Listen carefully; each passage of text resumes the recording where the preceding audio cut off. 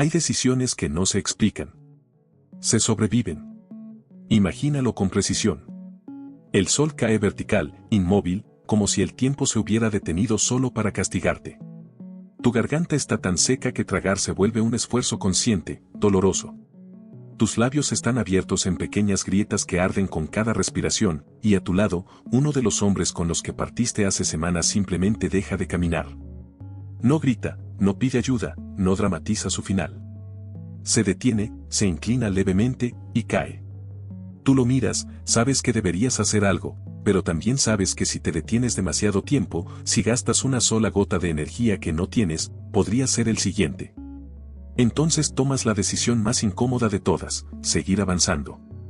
Eso fue lo que vivieron los hombres de Pedro de Valdivia, no como un momento aislado, sino como una constante, como una realidad que se repetía una y otra vez mientras se internaban en uno de los territorios más hostiles que podían imaginar. A comienzos del siglo XVI, cuando el Imperio Español ya había consolidado su dominio en el Perú, el mapa del poder parecía completo hacia el norte, pero incompleto hacia el sur. Allí, más allá de lo conocido, circulaba un nombre que no ofrecía certezas, solo dudas. Lo llamaban Chile. No era un reino estructurado ni una fuente confirmada de riqueza, era, más bien, una referencia difusa que se transmitía entre relatos, una palabra que mezclaba advertencias con desinterés. Muchos lo describían como un lugar frío, pobre, irrelevante. Y precisamente por eso, casi nadie estaba dispuesto a ir. Pero Valdivia entendía algo que otros no, en un mundo donde todos perseguían lo evidente, el verdadero poder podía estar en aquello que nadie quería. Chile no era una promesa clara, era una posibilidad abierta. Y en 1540 decidió que eso era suficiente. No partió con un ejército imponente ni con recursos abundantes. Reunió poco más de un centenar de hombres, algunos caballos, provisiones limitadas y una voluntad que, en ese momento, era más importante que cualquier otra cosa. Entre ellos iba Inés de Suárez, cuya presencia no solo rompía las normas sociales de la época, sino que anticipaba que esta expedición no seguiría los patrones tradicionales de conquista. Salieron desde Cusco, descendiendo hacia el sur por rutas inciertas, evitando el cruce directo de la Gran Cordillera. No porque los Andes fueran infranqueables, sino porque Valdivia sabía que su expedición no sobreviviría a un desafío tan frontal.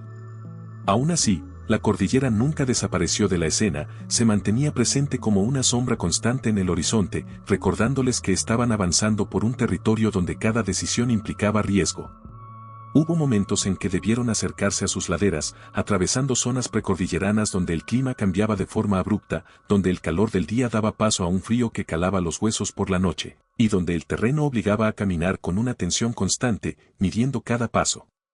No fue una travesía épica sobre cumbres nevadas, pero sí fue un contacto directo con la dureza de los Andes, una advertencia silenciosa de que la naturaleza no tenía una sola forma de quebrar al ser humano.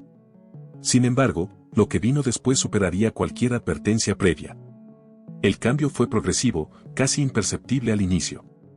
La vegetación comenzó a desaparecer, los rastros de vida se volvieron escasos, y el aire empezó a secarse hasta volverse áspero. Nadie señaló un momento exacto, nadie dijo hemos entrado, pero todos lo sintieron. Estaban en el desierto de Atacama. Y ahí, todo lo que creían controlar empezó a desmoronarse. El calor no era un evento, era una condición permanente. Se instalaba en la piel, en los músculos, en la mente. Los hombres caminaban con la sensación de que cada paso era más difícil que el anterior, como si el suelo mismo los empujara hacia abajo.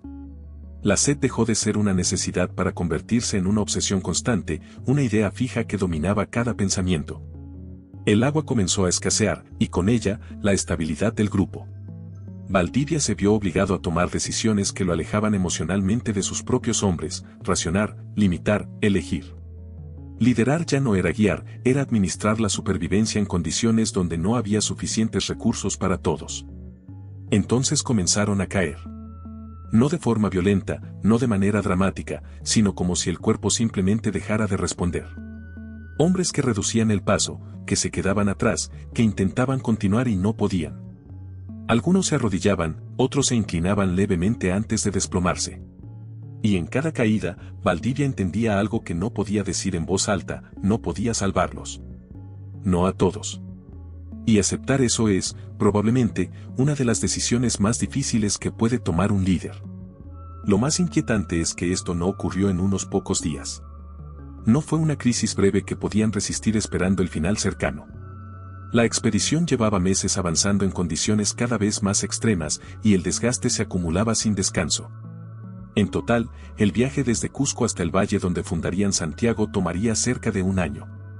Casi un año entero caminando hacia lo desconocido, viendo cómo el grupo se reducía, cómo los cuerpos se debilitaban y cómo la mente comenzaba a ceder ante la incertidumbre. No era solo el desierto lo que los estaba rompiendo, era el tiempo. Los caballos siguieron el mismo destino. Uno a uno, comenzaron a colapsar bajo el peso del calor y la falta de agua.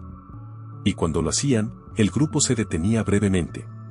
No por respeto, sino por necesidad. Eran sacrificados y consumidos. La supervivencia no dejaba espacio para símbolos. Algunos hombres, llevados al límite, bebían su propia orina. Otros comenzaban a ver cosas que no estaban ahí, reflejos que parecían agua, sombras que sugerían movimiento. Y en medio de todo eso, una duda comenzó a instalarse con fuerza, ¿y si Chile no era real? ¿Y si estaban atravesando ese infierno por algo que no existía? Pedro de Valdivia no tenía respuestas. No podía ofrecer certezas. Pero entendía que detenerse significaba que todo lo que habían perdido no tenía sentido. Y así, siguió avanzando, sosteniendo la marcha no con promesas, sino con la simple necesidad de que el sacrificio valiera la pena. Y entonces, casi sin aviso, algo cambió. El aire dejó de ser completamente seco, el suelo comenzó a retener humedad y finalmente apareció el agua. No como un milagro repentino, sino como una señal suficiente para entender que habían sobrevivido. El valle del río Mapocho se abrió ante ellos como un contraste absoluto, casi irreal. Después de semanas de desolación, ver vida nuevamente no era solo un alivio físico, era una validación. Y fue ahí, en 1541, donde Valdivia tomó la decisión que transformaría todo lo anterior en algo permanente, fundar una ciudad. La llamó Santiago. En ese momento, Chile dejó de ser una idea incierta y comenzó a convertirse en una realidad concreta bajo dominio español. Para Valdivia, esa era la ganancia, poder, autonomía, un lugar propio dentro del imperio. Había dejado de ser un hombre más en una estructura ya definida para convertirse en el centro de un nuevo territorio. Pero el costo no tardó en manifestarse. Ese mismo espacio no estaba vacío. La fundación no fue recibida como un inicio, sino como una irrupción. La ciudad fue atacada, incendiada, casi destruida. Y una vez más, la supervivencia dependió de decisiones extremas, donde la intervención de Inés de Suárez resultó crucial para evitar el colapso total. Y es ahí donde la historia adquiere su verdadero peso. Porque la travesía de Pedro de Valdivia no se define solo por haber llegado, ni por haber fundado una ciudad, sino por lo que implicó en el proceso. No cruzaron el desierto porque sabían lo que encontrarían. Lo cruzaron porque necesitaban que hubiera algo. Porque cada hombre que cayó en la arena, cada decisión tomada al límite, cada gota de agua racionada, exigía una justificación. Y esa justificación no estaba en el camino, estaba al final. Valdivia no solo llegó a Chile. Lo construyó sobre una tensión constante entre ambición y supervivencia, entre avance y pérdida, entre lo que se gana y lo que se sacrifica. Y en ese equilibrio incómodo, dejó una huella que no puede entenderse solo como conquista, ni solo como tragedia, sino como el resultado de una decisión profundamente humana, avanzar, incluso cuando no hay garantías, incluso cuando el costo es visible, incluso cuando todo indica que detenerse sería lo más lógico. Porque al final, la historia no recuerda a quienes se detuvieron. Recuerda a quienes siguieron caminando, incluso cuando sabían exactamente lo que estaban dejando atrás.